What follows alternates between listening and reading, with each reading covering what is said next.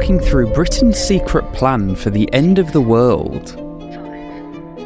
I'm 125 feet underground, and the walls around me are made of reinforced concrete that's 10 foot thick. There are 2 guards stationed permanently outside a building so secret we cannot show it. Hidden beneath a regular-looking bungalow, it's a compound spread across 3 levels, and it's designed for 600 of those deemed important enough by the UK government. There's a strategy room, an emergency radio station, and this is the Prime Minister's bedroom. Government had to prepare very seriously. So we're talking about a huge infrastructure, more than 1,500 bunkers dispersed around the country to protect Britain. We must think about the unthinkable. If war came tomorrow, most of us would die. UK alarm level 1, missile attack. Threat to US imminent. So what caused the UK government to adopt such an extreme approach? What were the details of their plan? And perhaps most importantly, with renewed global tension and ever-advancing technology, what do we know about Britain's plan for the end of the world today?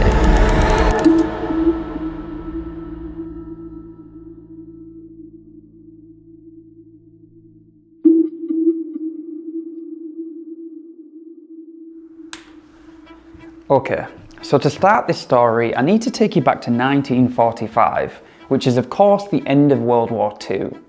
Spirits were high, the Nazis were defeated, Imperial Japan had surrendered, and the world finally felt like it might be able to move on from the deadliest war in history.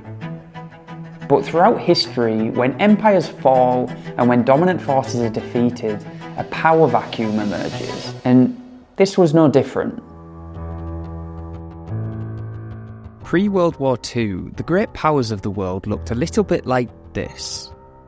The British Empire, the French Empire, the Empire of Japan, the Soviet Union, Nazi Germany, Nationalist China, the United States, and to a much lesser extent, Fascist Italy. Of course, by the end of the war, we saw the eventual alliance of these empires. But in truth, this was a marriage of convenience rather than of compatibility. Because the moment the common enemy was gone, the question wasn't how do we rebuild the world, it was who's in charge of rebuilding it. Most of the great powers were shattered come 1945. Britain was on the winning side, but exhausted, deep in debt and still rationing. France was liberated, but economically crippled. Germany was defeated, occupied and physically in ruins. Italy had just come out of a civil war, China was in a civil war, and Japan had been forced into submission. So that left 2 countries standing with the resources and capacity to project their influence worldwide: the United States and the Soviet Union. Cue the Cold War.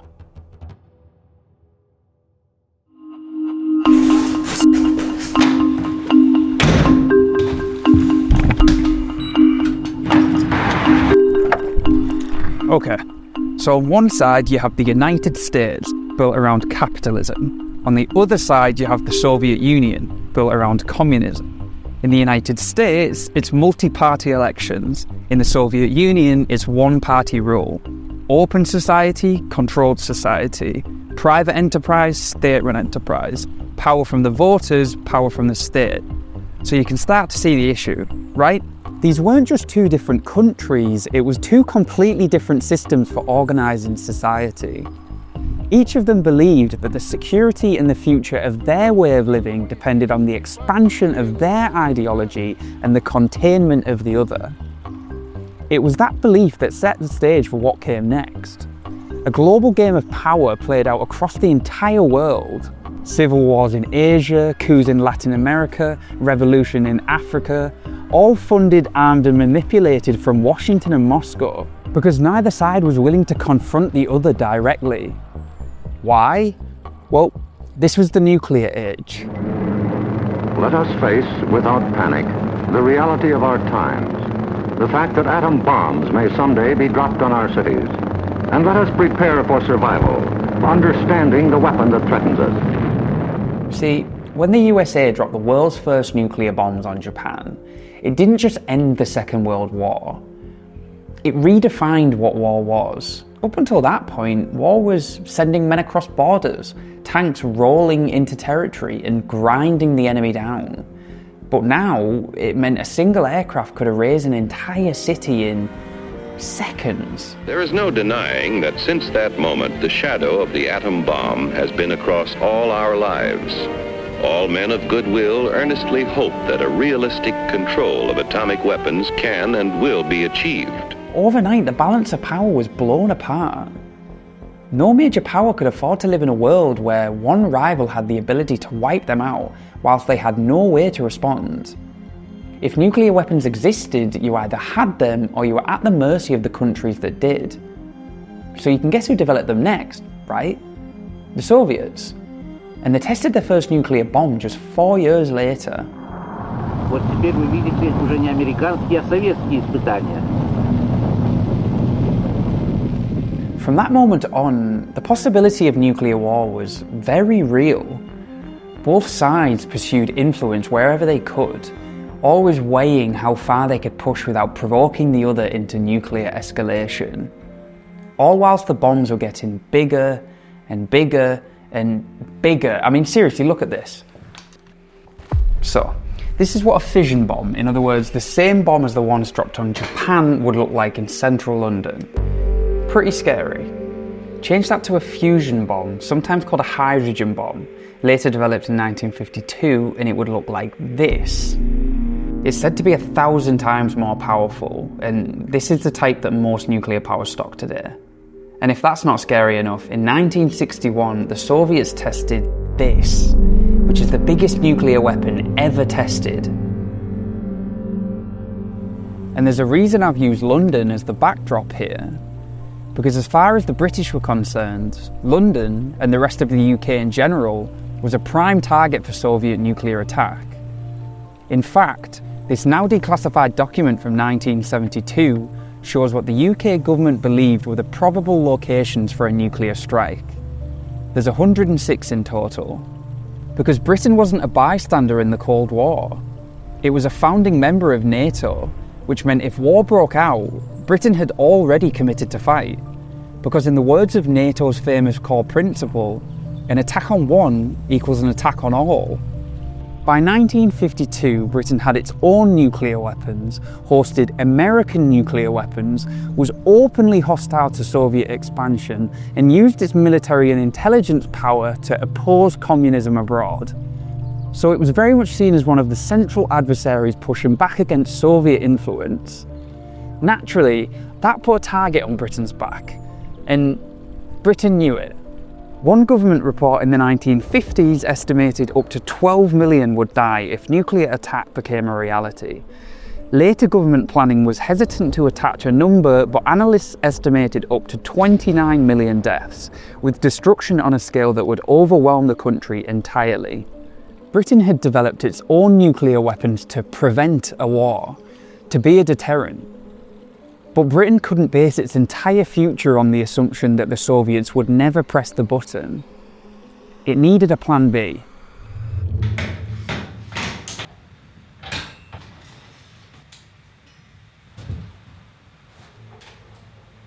Thank you very much for joining me. Can you see me? Yeah. Perfect. Fantastic. That's Dr. Matthew Grant. He's a historian specialising in Britain's civil defence during the Cold War. So naturally, he was the perfect person to speak to.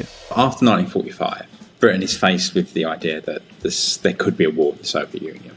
If you're facing that, you have to think about how you might defend yourself. In the Second World War, Britain had civil defence services against German bombers, they'd had shelters, they'd had all these mechanisms to try and save lives, all these preparations. Now, in the Cold War period, many people wanted to do the same thing, and the government wanted to do the same. But the scale of attack was going to be very different. First with atomic bombs, and then later thermonuclear weapons, which were of even bigger scale. And that meant that the ordinary shelters in someone's garden that you had in the Second World War would no longer provide any protection. The only way you could provide protection for people would be to build mass, deep underground shelters. So Britain got to work, and it built a lot of bunkers. In fact, it built one of the most geographically dense bunker systems in the world. And you can tell, they are everywhere. I mean, look at this map. If you're watching this from the UK, it's likely that you're pretty close to one right now. But In truth, the giant underground complexes that you might be envisaging right now isn't the reality. Because the reality is that most of those bunkers look more like this. See, this is what was known as an ROC post, a tiny bunker built for just 3 people. And their job was pretty simple: stay alive and report what's going on above. Because collectively, when you pool all of that data, these posts formed a nationwide sensor network, giving the government information on where bombs had fallen and how radioactive each area of the country had become. You can see just from the size that life inside one of these after nuclear disaster would have been pretty bleak for the 30 days that they would have been expected to stay in here. Originally, all of this information from the ROC post was meant to feed into one single headquarters, because with Hiroshima and Nagasaki as their reference point, early Cold War planners believed nuclear war would involve a small number of bombs dropped by aircraft, giving the government hours of warning to react. So Britain built one enormous underground command centre, a bunker designed to house the Prime Minister, senior officials, and around 4,000 civil servants, effectively moving the existing government beneath the surface. But that idea didn't last very long. As nuclear weapons became more powerful, faster, and more accurate, planners realised that Britain wouldn't face 9 or 10 strikes, but dozens, maybe hundreds, delivered surgically with only minutes of warning. One central bunker now looked like one giant, vulnerable bullseye. So the strategy had to change. That was their concern, that if a bomb dropped and it wiped out, the Prime Minister, all the cabinet and all the politicians, then Britain wouldn't be able to continue as a society and as a country. Now, the 50s system with the central government bunker also included a group of regional bunkers that would run the areas of the country. And what they developed after from the 60s was a system they called Python, in which those regions would have to take more control. A decentralised power structure would enable the commander of these sub-regional controls to be in contact with local army, local police, local medical services, and direct them across the area. The smaller the area to control means that there's more likelihood that they'll be able to provide some sort of help for these people. All these regional seats of government, sub-regional controls dispersed around the country all had one thing in common: they all had to hide in plain sight. People would walk past them, drive past them. They had to be inconspicuous. They had to blend in with the landscape.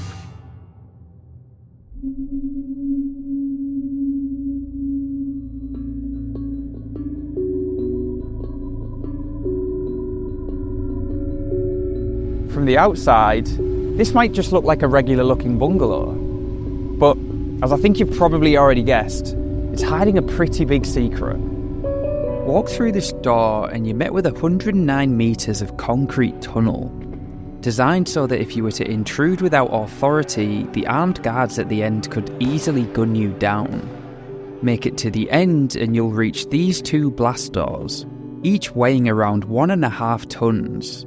Their closure would have marked the end of the world above. Inside, you'll find a bunker that's 27,000 square feet, has 3 floors, and was designed to house 600 of those deemed capable of governing whatever was left of Greater London. This is Kelvedon Hatch, and as you've heard, it's one of the zonal headquarters that you can find scattered across the UK. From here, they would have used all the data gathered by those mini ROC bunkers to map where the bombs had gone off and where the radiation was spreading to. They would attempt to inform and provide guidance to people in the unlikely situation that they had survived. But how would those instructions be communicated? Well, via this, its inbuilt BBC radio studio. It's also where they would have broadcast this pretty haunting message. This is the Wartime Broadcasting Service. This country has been attacked with nuclear weapons. Communications have been severely disrupted, and the number of casualties and the extent of the damage are not yet known. Meanwhile, stay tuned to this wavelength, stay calm, and stay in your own house. Remember, there's nothing to be gained by trying to get away. The reality was that those stationed down here would have to contend with the probability that their loved ones and millions of others were dead. And at best, really, they were just trying to preserve some level of control and provide some level of hope. Which reveals something important about how Britain planned for nuclear war. Survival was selective.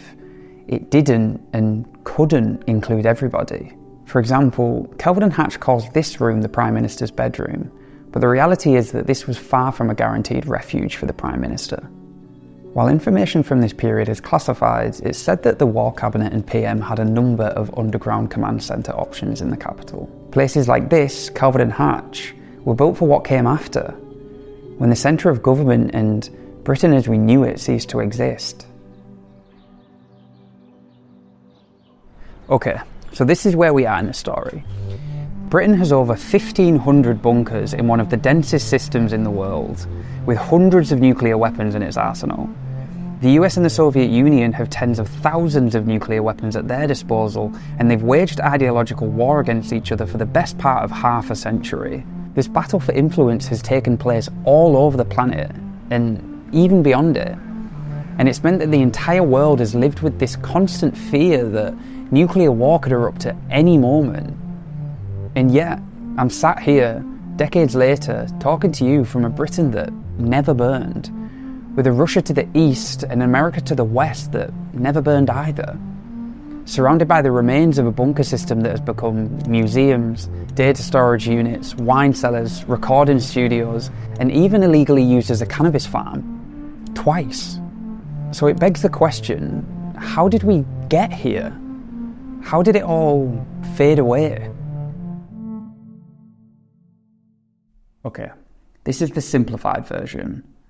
The Cold War didn't end because of one speech, or one treaty, or one leader.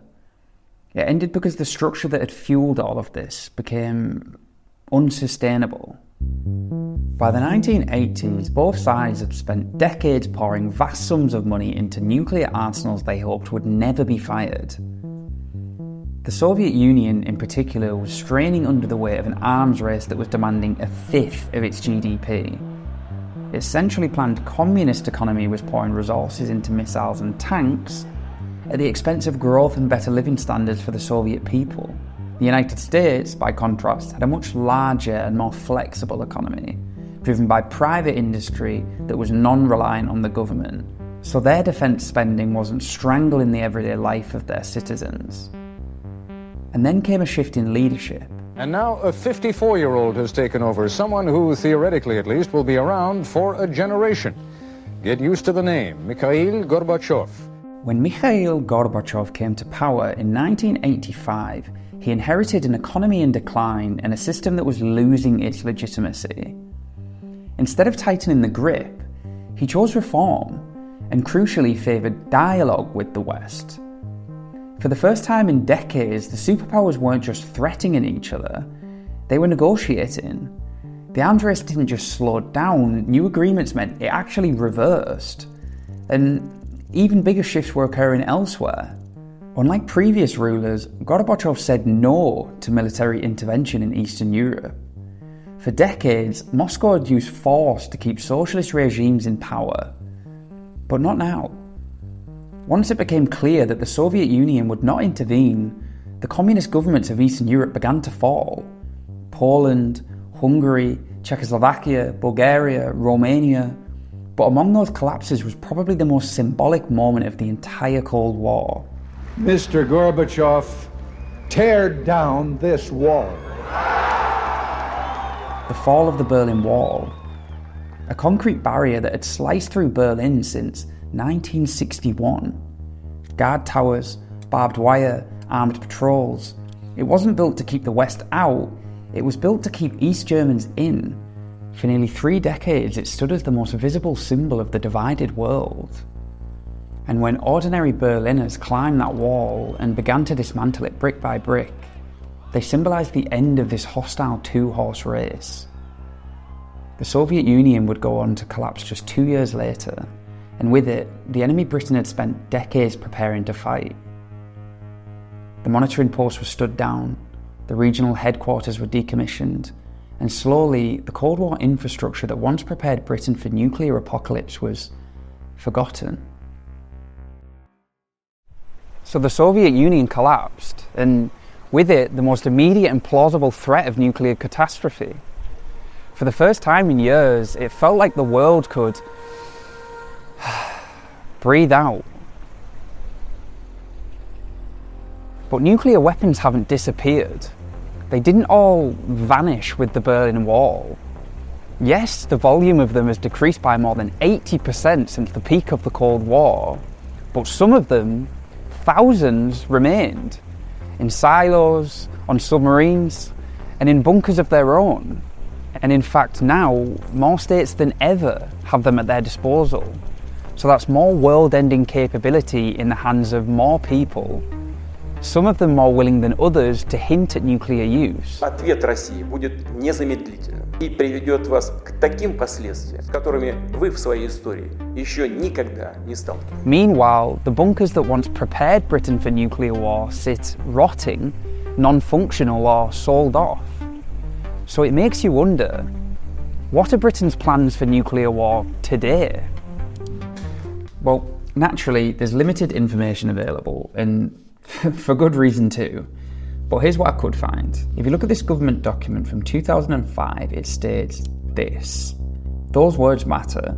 Continuity of central government plan. That tells us that if London is incapacitated, there is a predefined system for keeping the government operational. Then, in 2025, it got an update. Strip away the jargon and it's clear. It's telling us there is a protected physical facility used to coordinate the government's response during extreme emergencies. But where is it? Well, the UK almost certainly has multiple secure sites, most of which we'll never know about. But we do know about one. Take a look at these photos. Blast doors, a broadcast studio, a situation room. Sounds and looks familiar, right? Well, that makes sense, because this was built during the Cold War, albeit right at the end of it. And that distinction is important because that means it was built with a later understanding of nuclear effects in mind. It's known as Pindar, and it's built beneath the MOD building in Whitehall. After rumours of its existence in the 80s, its legitimacy was confirmed in Parliament in 1994. More importantly, in the same session it was confirmed as permanently staffed, even after the Cold War had ended and the regional bunkers were shut down. Unlike the old infrastructure, this one stayed. Beyond that, there were subtle hints to its continued importance, such as later legislation that meant any unauthorised access would be classed as a criminal offence. So while details are classified, it's thought that facilities like Pindar would play a role in maintaining government in an extreme scenario, like a nuclear attack.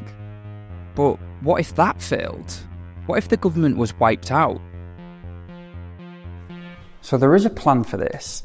Since 1969, the UK has operated a continuous at-sea deterrent, meaning at least one nuclear submarine is always on patrol. If the UK was attacked, government were destroyed, and communication was lost, the submarine commander would turn to a sealed letter of last resort. It's a letter written by each Prime Minister upon taking office that contains instructions on what to do if Britain no longer exists as a functioning state. In it, it details if they want to launch a retaliatory strike, if they want to do nothing, if they want to hand control to an ally like the USA or Australia, for example, or if they want the commander to use their own judgment. The choice of each Prime Minister we will never know. And we're not meant to. The uncertainty is the point. The unpredictability is the deterrent. And that reveals something important about our last point. That today, nuclear strategy has narrowed. In the early Cold War, these weapons weren't just a warning.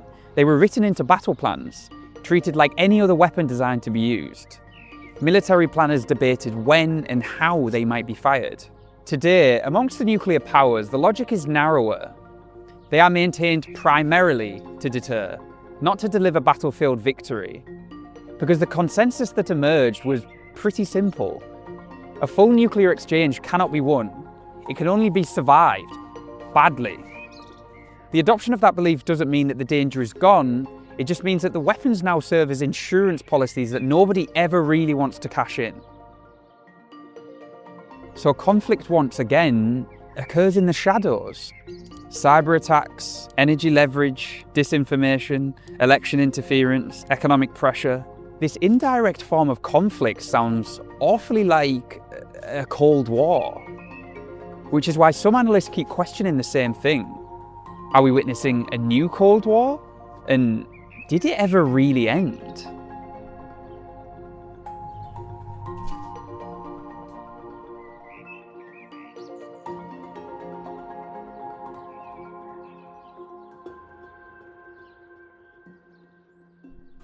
Thank you so much for watching up until this point. If you enjoy that style of on-the-ground documentary and learning about history, international relations, global power dynamics, geopolitics, then please do consider joining the small community that we've started to build by subscribing. We would love to have you as a part of it. But if not, thank you and yeah, love you. Bye-bye.